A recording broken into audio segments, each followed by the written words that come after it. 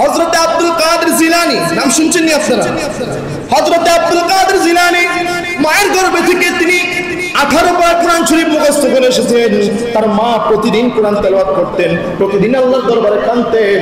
আব্দুল কাদের জিলানীকে আল্লাহ পাক রব্বুল আলামিন এমন ক্ষমতা দিবেন, আল্লাহ বলেন, ও জগতের মানুষ, ও বন্ধু, আমার রাসূল সাল্লাল্লাহু আলাইহি সাল্লাম বলতেছেন, আব্দুল কাদের হুজুর গাউসে পাককে আল্লাহ রাসূল এত ক্ষমতা দিবেন, বলে, ও গাউসে পাক, তোমার মা তোমাকে গর্ভ অবস্থায় প্রতিদিন কোরআন শরীফ তেলাওয়াত করেছে, প্রতিদিন নামাজ পড়েছে, প্রতিদিন তাহাজ্জুদের নামাজ পড়েছে। আমি নবী কোনোদিন দেখলাম না তুমি গাউসে পাককে তোমার মা গর্ভ অবস্থায় একদিন নামাজ কাজা করছে। কন্যা সুবহানাল্লাহ। আমি রাসূল কোনোদিন দেখলাম না তোমার মা কোনোদিন কাজা করছে, তোমার মা কোনোদিন তাহাজ্জুদের নামাজ বাদ দিছে তোমাকে গর্ভ অবস্থায়। আমি রাসূল কোনোদিন দেখলাম না রে আব্দুল কাদের। আব্দুল কাদের, তোমারে আমি এমন ক্ষমতা দিব, বিশ্ব বিখ্যাত ওলি বানায়া দিব, একমাত্র তুমি যদি তোমার মায়ের কথা শোনো, তোমার মায়ের কথা শোনো, তোমাকে আমি বিশ্ব বিখ্যাত ওলি বানায়া দিব। কন্যা সুবহানাল্লাহ। আব্দুল কাদের দৌড়ে মার কাছে চলে আসছে, ও মা, রাসূল কি বলেছে, রাসূল কি বলেছে? আমি ঘুমিয়েছিলাম, রাসূল আমার স্বপ্নে আসলেন, আয়েশা বলতেছে আমাকে নাকি বিশ্ববিখ্যাত ওলি বানায়া দিবে। তার মা বলতেছে, আল্লাহু আকবার, আল্লাহু আকবার, আল্লাহ তুমি কবুল করো ইয়া রাসূলুল্লাহ, তুমি কবুল করো। কন্যা সুবহানাল্লাহ। এই যে মা হাতটা তুলছে, একটাবার হাত তোলার কারণে আজ পর্যন্ত আব্দুল কাদের জিলানীর নাম আমরা পড়ি এবং কিয়ামত পর্যন্ত পড়বো, একমাত্র তার একটা হাত তোলার কারণে, তার মায়ের একটা হাত তোলার কারণে হয়ে গেছে। কন্যা সুবহানাল্লাহ। শুধু তাই নয়, আব্দুল কাদের জিলানী রাহমাতুল্লাহি আলাইহি তিনি হচ্ছে ওলিদের ওলি, পীরেরও পীর। তিনি ওলিদের ওলি, পীরেরও পীর। তার কদম রয়েছে বিশ্বের শত শত ওলির গাড়ের মধ্যে। তার কদম রয়েছে বিশ্ববিখ্যাত যে অলিগুলো দেখছেন, বিশ্ববিখ্যাত যে আবেদ শর্মাদানি, শাহরাস্তি বগদাদি রাহমাতুল্লাহি আলাইহি, শাহজালাল, শাহপরান, যে সমস্ত ওলি আল্লাহ দেখছেন, আব্দুল কাদের জিলানীর কদম মোবারক তাদের ঘাড়ের মধ্যে আছে। কন্যা সুবহানাল্লাহ। আব্দুল কাদেরের কদম আছে সমস্ত ওলির কাদের মধ্যে, আর আব্দুল কাদেরের কাদের মধ্যে আছে আমার দয়াল নবীর কদমে পাক।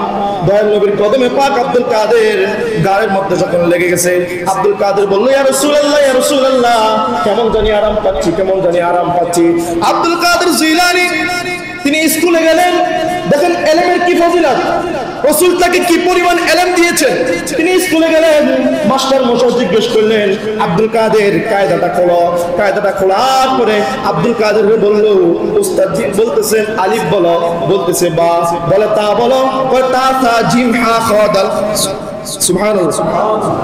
আব্দুল কাদের, তুমি আমার সাথে বলো আলহামদুলিল্লাহি রাব্বিল আলামিন।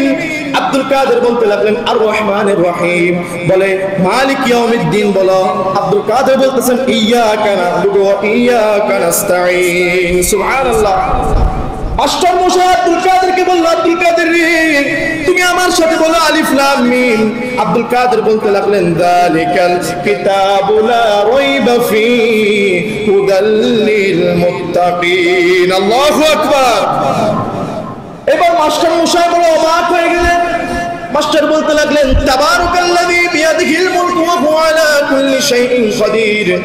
আব্দুল কাদের তারপরে বলতেছে কোরআনের যেই জায়গা থেকে মাস্টার মশাই বলতেছেন, তার পরের লাইন থেকে আব্দুল কাদের জিলানী হুজুর গাউসে পাক শুরু করেন। সুবহানাল্লাহ। আর হুজুর বলেন না সুবহানাল্লাহ। হুজুর গাউসে পাক সেদিন ঘরে আসলেন।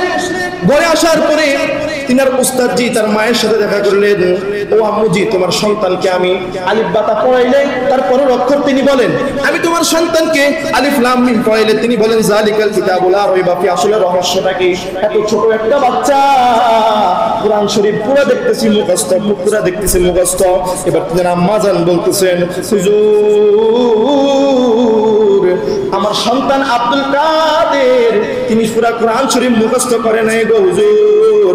আমার গর্ভে থাকা অবস্থায় আমি 18 পারা কোরআন শরীফ একদিন টানা পড়ছিলাম। টানা পড়ার পরে আমি দেখলাম কোরআন শরীফ পড়া শেষে আমি একটা হাসি দিলাম হুজুর। কি দিলাম? হাসি দিলাম। আব্দুল কাদেরের মা একটা হাসি দিলেন। আব্দুল কাদেরের মা বলতেছেন, হুজুর আসল ঘটনাটা কি জানেননি? আমি 18 পারা কোরআন শরীফ টানা পড়ছিলাম, পড়ার পর আমি একটা জোর করে একটা হাসি দিছিলাম। হাসি দেওয়ার পরে বলছি আলহামদুলিল্লাহ, আলহামদুলিল্লাহ বলার পরে কে জানি গাইবি ভাবে বলতেছে ইয়া আরহামুকাল্লাহ, ইয়া আরহামুকাল্লাহ, সুবহানাল্লাহ। এবার উস্তাদ যে বুঝতে পারলেন না, ও মুঝে তোমার সন্তান মনে হয় সেটা ছিল, আমি জানি না। আব্দুল কাদের মনে হয় অনেক বড় একজন ওলি। ছোটকালে এত সুন্দর করে কোরআন শরীফ তেলাওয়াত করে কোনো বাচ্চাকে দেখলাম না। ও আম্মুজি, তোমার সন্তান আব্দুল কাদের মনে হয় ওই দিন তোমার হাসির উত্তর দিছিল, ওই দিন তোমার হাসির উত্তর তোমার আব্দুল কাদের দিয়েছিল। তার পরবর্তীতে রিচার্জ করে দেখা যায় আব্দুল কাদের নিজের মুখ থেকে বলতেছেন, আম্মুজি রে, তুমি যখন খাবার খাইতা আমি নিজের চোখে দেখতাম, তুমি যখন হাসি দিতা আমি নিজের চোখে দেখতাম, তুমি যখন কোরআন শরীফ তেলাওয়াত করতে আমি নিজের চোখে মুখস্থ করতাম। আল্লাহু আকবার। তুমি যখন কোরআন শরীফ মুখস্থ করতে আমি নিজের চোখ দিয়ে মুখস্থ করতাম, তুমি যখন খাবার খাইতা আমি খাবার খাইতাম। ও আব্দুল কাদের, তোমাকে এত ক্ষমতা দিছে কে? এত ক্ষমতা দিছে কে? আব্দুল কাদের ডাক দিয়ে বলতেছে, ও জগতের মানুষ, এই ক্ষমতা আমার নিজের কোনো ক্ষমতা নয়, এই ক্ষমতা হচ্ছে স্বয়ং আমার আল্লাহর বেলায়েতের পাওয়ার। আল্লাহু আকবার। বেলায়েতের পাওয়ার আমার রাসূল আব্দুল কাদের জিলানীকে দিয়েছিলেন। আব্দুল কাদের জিলানী তিনি একটা মজলিসের মধ্যে বসে আছেন, এইভাবে একজনের ওয়াজ করতেছেন। আব্দুল কাদের জিলানী ওই কর্নারে বসে আছেন, বসে বসে দেখছেন কি বলতেছে। সমস্ত ওলিরা সামনে বসে আছে, সাধারণ মুসল্লিরা নয়। তিনি চিন্তা করতে লাগলেন, আমি যে মজলিসের মধ্যে বসে আছি, সেই মজলিসের মধ্যে বসে আছি, তারা আমার নবীর কথা বলতেছে না, তারা শুধু নিজেদের কথা বলতেছে, নিজেদের আলোচনা করতেছে। আব্দুল কাদের কোনার মধ্যে বসে চিন্তা করতে লাগলেন, আমি যদি সবার সামনে আমার রাসূলের শান ও মান আমি যদি এই মজলিসে তুলে ধরতে পারতাম, আমি আব্দুল কাদেরের কাছে অনেক শান্তি লাগতো, অনেক শান্তি লাগতো। এবার আব্দুল কাদের চিন্তা করলেন, আমি যদি মজলিসের মধ্যে আমার রাসূলের শান বলতে পারতাম, আমি আব্দুল কাদেরের মনটা শান্ত হয়ে যাইতো। এই কথা বলতে বলতে বলতে বলতে হুজুর গাউসে পাক ঘুমায়া পড়লেন, কর্নারের মধ্যে ঘুমায়া পড়লেন। সুবহানাল্লাহ বলেন। কর্নারের মধ্যে ঘুমায়া পড়ার পরে তিনি স্বপ্নের মধ্যে দেখতেছিলেন আমার রাসূল পাক সাল্লাল্লাহু আলাইহি ওয়াসাল্লাম হুজুর গাউসে পাক সাল্লাল্লাহু আলাইহি ওয়াসাল্লামের সামনে এসে দাঁড়াইলেন। সুবহানাল্লাহ। হুজুর গাউসে পাকের সামনে এসে হাজির হয়ে গেলেন।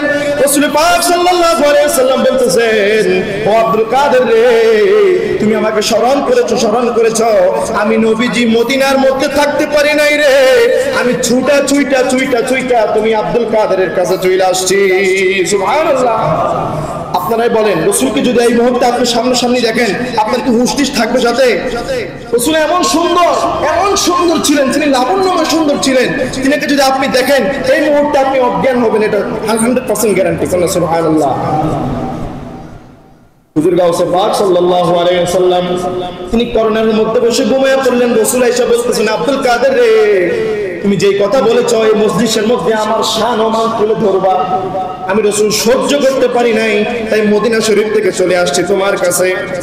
এইবার রাসূল পাক সাল্লাল্লাহু আলাইহি ওয়াসাল্লাম আব্দুল কাদের রে বলতেছে, আব্দুল কাদের, ও হুজুর গাউসে পাক, ও পাগলা রে একটু হাক কর। সুবহানাল্লাহ। পাগলা তুই একটু হাক কর। রাসূল বলতেছে তুই একটু হা কর। আব্দুল কাদের এইভাবে হা করলেন। রাসূল বলতেছেন হা কর, হা করে তুই ধরে রাখছে। রাসূল পাক সাল্লাল্লাহু আলাইহি ওয়াসাল্লাম নিজের থুতু মুবারক আব্দুল কাদেরের মুখের মধ্যে ঢাইলা দিলেন। সুবহানাল্লাহ। একবার নয়, দুইবার নয়, টানা 6 বার আব্দুল কাদের জিলানীর মুখের মধ্যে রাসূল পাক সাল্লাল্লাহু আলাইহি ওয়াসাল্লামের থুতু মুবারক দিলেন।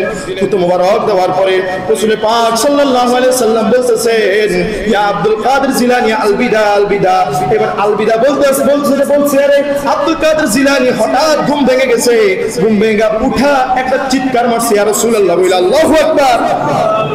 একটা চিৎকার মাইরা বলতেছে, ইয়া রাসূলুল্লাহ আপনি যায়েন না, আপনি গেলে আমি আব্দুল কাদেরের কি হবে গো ইয়া রাসূল, আপনি যায়েন না।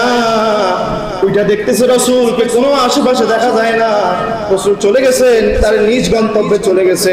এবার আব্দুল কাদের স্বপ্নে দেখলেন তার মুখের মধ্যে